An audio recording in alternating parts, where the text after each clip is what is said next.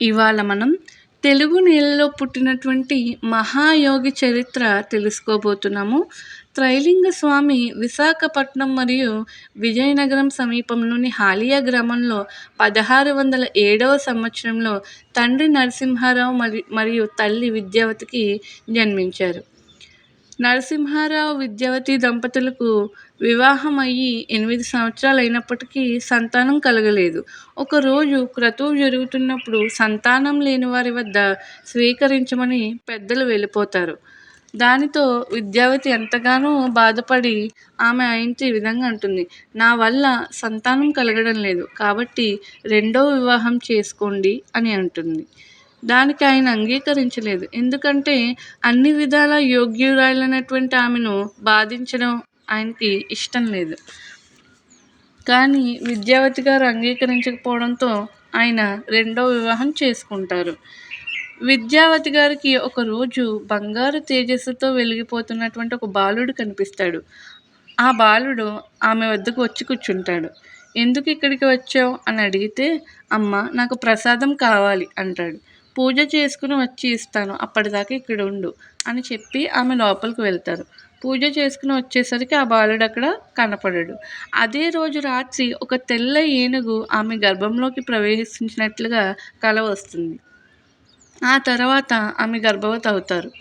కొన్ని నెలల తర్వాత పుష్యమి మాసం శుక్లపక్షం రోహిణి నక్షత్రంలో దివ్య శిశువు పుడతారు.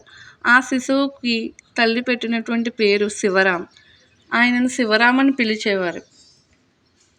శంకర్ నాద్రాయ్, ఉమాచరణ్ ముఖోపాధ్యాయ్ వంటి వారు కూడా త్రైలింగ స్వామి చరిత్రని ఎంతో అధ్యయనం చేసి రాశారు. రెండో భార్యకు కూడా శివరాం పుట్టిన 2 సంవత్సరాల తర్వాత ఒక బాలుడు జన్మిస్తాడు.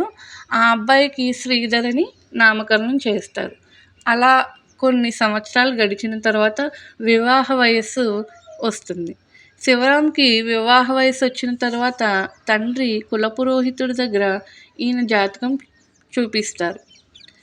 కులపురోహితుడు ఆ జాతకాన్ని చూసి, ఈ జాతక చక్రం చాలా అసాధారణంగా ఉంది, ఇంతవరకు నేను ఎప్పుడూ ఇలాంటి జాతకం చూడలేదు, ఈయన వల్ల మీ వంశ ప్రతిష్ట ప్రపంచవ్యాప్తం అవుతుంది, మహాయోగి అవుతాడు, గృహత్యాగం చేసి వెళ్ళిపోతాడు అనగానే ఆ తండ్రికి ఎంతగానో బాధ వేస్తుంది.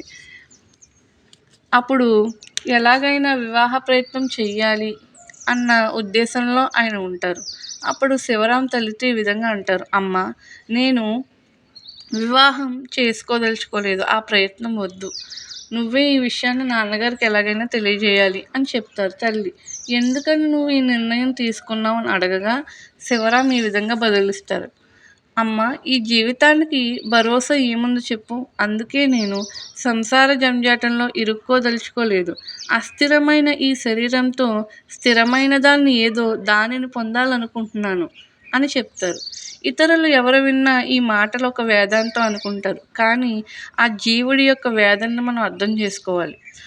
ఆయన ఏమంటారంటే, ఒకవేళ మీరు బలవంతం చేస్తే నా ముఖం కూడా చూపించకుండా ఇంటి నుంచి వెళ్ళిపోతాను అంటారు. ఈ విషయం అంతా తల్లి తండ్రికి చెబుతుంది. మన కళ్ళ ముందు ఇలా ఉంటున్నాడు కదా, ఉండనిద్దాం, మీరు ఏ ప్రయత్నాలు చేయకండి అని చెబుతుంది. భవిష్యత్తులో ఏది రాసిపెట్టుంటే అదే జరుగుతుంది అని తల్లి తండ్రికి నచ్చజెబుతుంది. శివరాంకి 40 సంవత్సరాలు రాగానే తండ్రి మరణిస్తారు. కానీ ఆవిడ ఎంతో గుండె నిబ్బరంతో ఆధ్యాత్మికంగా అలాగా జీవితాన్ని గడుపుతారనమాట. కొన్నాళ్ళకి తల్లి కూడా మరణిస్తారు. ఎప్పుడైతే తల్లి మరణిస్తుందో అప్పటికే వైరాగ్యభావం ఉన్నటువంటి శివరాం ఇంకాస్త దాన్ని తీవ్ర స్థాయిలోకి వెళ్ళిపోతుందనమాట. మాతృవియోగం ఆయన తట్టుకోలేకపోతారు. అందరూ తల్లిని దహనం చేయడానికి శ్మశానానికి తీసుకువెళ్తారు. శ్మశానం వద్ద దహనం చేసిన తర్వాత మొత్తం కుటుంబ సభ్యులందరూ తిరిగి వెళ్ళిపోతుంటే శివరాం మాత్రం అక్కడే కూర్చుని ఉంటారు. శ్రీధర్ వారి అన్నగారిని, రా అన్నయ్య ఇక్కడ ఉండవద్దు అని చెప్పినా నేను ఇక్కడే ఉంటాను, అమ్మ ఇక్కడే ఉన్నది అని చెప్పేసి అంటారు. అప్పుడు శ్రీధర్ ఇది చాలా తప్పు.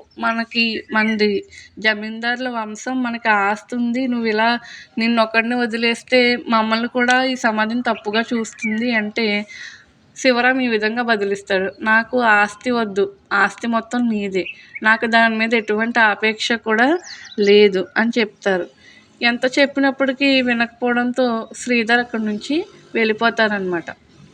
వెళ్ళిపోయినప్పటికీ కూడా మంచి అనుబంధం ఉండడంతో, అన్నగారంటే ప్రేమ ఉండడంతో రోజు కూడా శ్మశానానికి ఈయన శ్రీధర్ భోజనం పంపిస్తారు.